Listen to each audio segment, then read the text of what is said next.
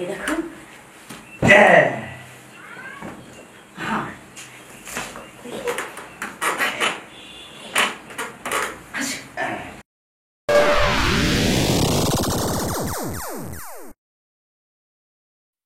ধূমপান স্বাস্থ্যের পক্ষে ক্ষতিকারক। ধূমপান ক্যান্সারের কারণ।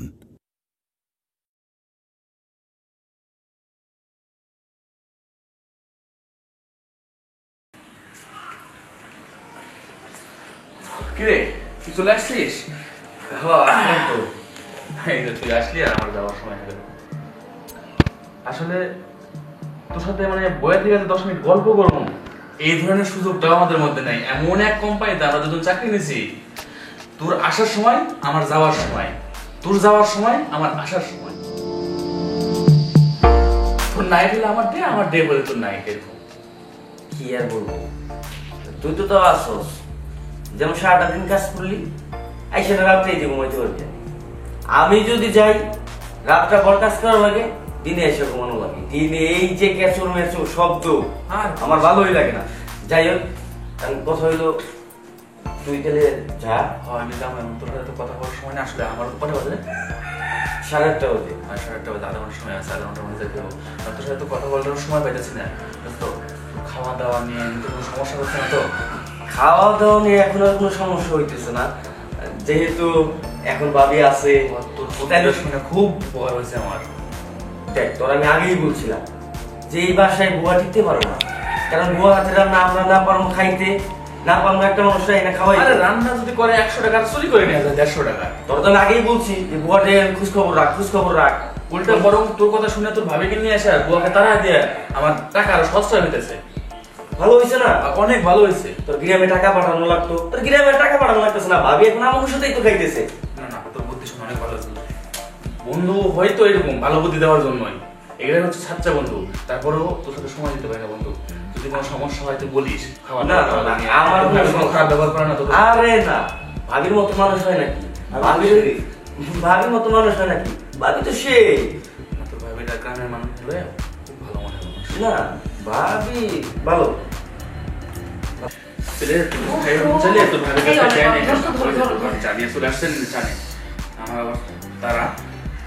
তারা একটু তাড়াতাড়ি খাও।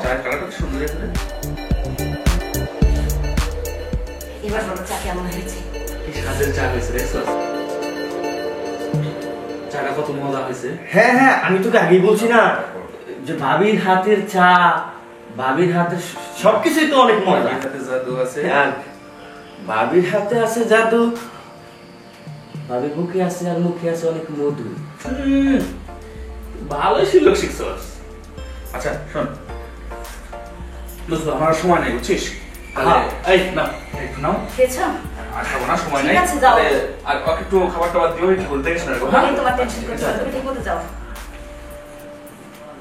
হয়েছে, অনেক ন্যাকামি হয়েছে। শোনো ভাবি হাতে আছে জাদু, মুখে আর বুকে আছে মধু। বাবা তুমি সুন্দর তো বললে বন্ধুর সামনে। আমি একটু মিথ্যা কথা বলি? হাতে জাদু আছে, সারা অঙ্গে মধু আছে, তো এইসব জাদু আর মধু কে লুটে পুটে খাচ্ছে? সারাক্ষণ তো তুমি মধু লুটে পুটে খাচ্ছ। তোমার বন্ধু তো সে আঙ্গুল চুষছে, ডিউটি করে এসে যে উপরে ঘুমায়, এক ঘুমে আবার ডিউটির সময় হয়ে যায়।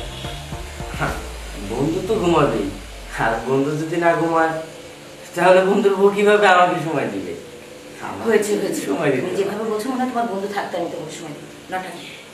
এখন বন্ধু যখন থাকে তখন তো আর আমি থাকি না, আর আমি তো দেখি না যে তুমি আমার বন্ধুর সাথে কি করো, আর আমি কি করি সেটা তো আমার বন্ধু জানে না। জানলে কি হবে বলো তো? কি আর হবে? কিছুই হবে না। না কিছু হবে না, তোমাকে তো বিশ্বাসঘাতক বন্ধু ভাববে, তাই না? হবে না আবার কি বলছো? সেটা সমস্যা হবে, কারণ বন্ধুর সাথে এতটা দিন ধরে চলাফেরা করি, আর আমি যে তার দুর্বলতার সুযোগ নিয়ে তার ওয়াইফের সাথে এই সমস্ত কাজ করতেছি, অত তো কষ্ট লাগবে, লাগবে না? ওয়াইফ না, তুমি তো আমার প্রেমিক। হ্যাঁ আমার প্রেমিকা। তো আর কত মধু দেখবো? মধুকে একটু খাওয়াবা বলো? হুম, চল রেখে দাও, দাও, এখন এনে দিব নেওয়ার সময় নেই। চলো, তোমার গলাটা খুব শুকিয়ে আছে তো, আমি একটু ভিজিয়ে দিচ্ছি। চলো, এসো। এসো। আমার বুকে যখন মধু, মধুকে গলাটাকে ইচ্ছা মতো ভিজিয়ে নাও, আর পেটটাও ভরিয়ে নাও, বুঝেছো? হ্যাঁ, বুঝতেই তো পারছি। আর বুঝবো না কেন? কারণ বোঝার জন্য তো এত কিছু, তাই না? তো কি বসে থাকবে? আর শোনো না, ওইসব না পুরনো স্টাইল আজকে আর চলবে না। এই 15 দিন যাবত 2-3টা স্টাইলই করতেছ, আজকে না একটু ভিন্ন ভিন্ন স্টাইল করো, ঠিক আছে? আচ্ছা ঠিক আছে, যেহেতু তুমি বলছো, আমি কেন না করতে পারি? দেরি কেন? ঠিক আছে, আজকে নতুন স্টাইলের জন্য না নতুন কিছু। এই দেখো। হ্যাঁ,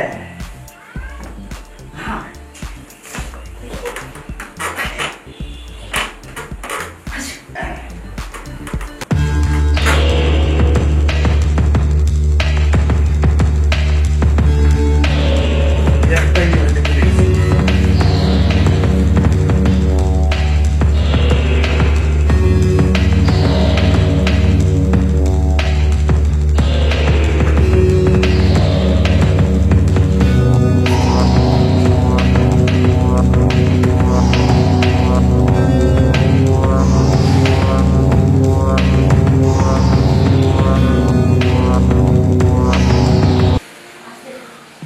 তোমরা একটু উঠবা না?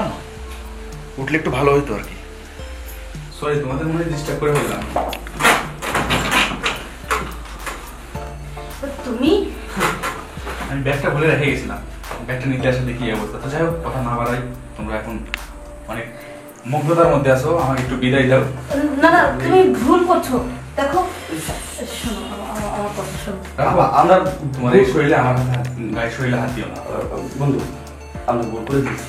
তো বিশ্বাসঘাতক বন্ধু রে, নিজের আপন ভাইয়ের চেয়েও তোরে ভালোবাসছি। তোর কাছে কখনো বলি নাই যে আজকে তোর বিল দিতে হবে, খাবারের বিল দিতে হবে, রুম ভাড়া দিতে হবে। তুই ভাই মনে করছিলাম, আমার কোনো ভাই ছিল না। তুই তো পুরো বিশ্বাসঘাতক রে। তুই কি মনে করছস আমি কি মদন? আরে আমি তো তোরে ভালোবাসি, ছোট ভাইয়ের মতো ভালোবাসি। বন্ধু, বন্ধু তো ভাইয়ের মতোই হয়।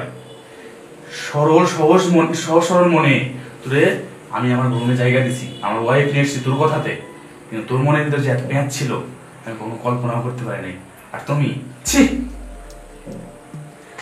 দেখো আমার ভুল হয়ে গেছে, আমাকে ক্ষমা করে দাও। এইগুলো কখনো ক্ষমা হয় না। আর আমি কিভাবে বা তোমাদের ক্ষমা করবো? কি ক্ষমা করবো? ক্ষমা করে দিলাম। আমি তো তোমাদের ক্ষমা করলাম না, তোমরা আমাকে ক্ষমা করে দাও।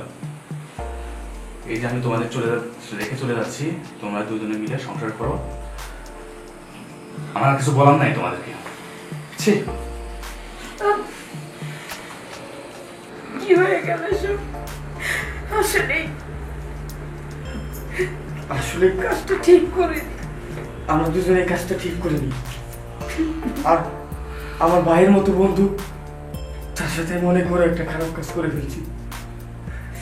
আমি আমি কখনো ভাবতে পারি নাই যে আমার বন্ধু শেষ পর্যন্ত আমার ছেড়ে চলে যাব।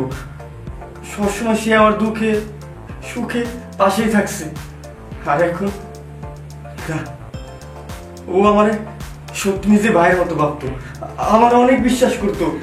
আর অনেক বিশ্বাস করতো বলে আমার হাতে তোমার তুলে দিয়ে গেছিল। আমি আমার বন্ধুর বিশ্বাসের অমর্যাদা করে ফেলছি। শেষ পর্যন্ত আমি আমার বন্ধুটা হারাইছি। তুমি তো করেছো, কিন্তু আমি এটা কি করলাম? আমার এটা করা উচিত হয়নি। একজন স্ত্রী তার স্বামীর বিশ্বাস কি করে ভাঙতে পারে? আমি ঠিক বলবো, এটা লোক, এটা আমাদের দেহের লোক।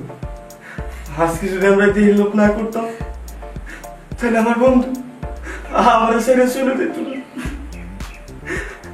শোনো, আমি কি করবো বলো?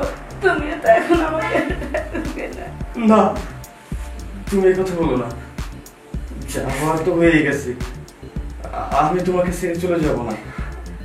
আমি তোমার অনেক ভালোবাসি। শোনো, এখন আমার বন্ধু নেই, তাতে কি হয়েছে?